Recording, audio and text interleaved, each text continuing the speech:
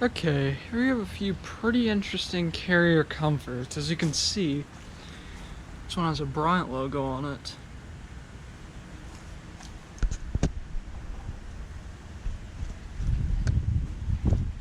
I believe that's a Copeland scroll.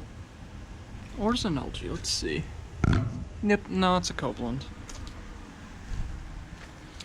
But yeah, this one has a Bryant logo on it for some weird reason.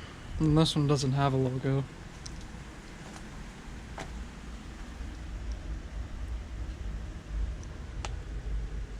(2017) 4-ton. Don't think these have been running. No, they have not.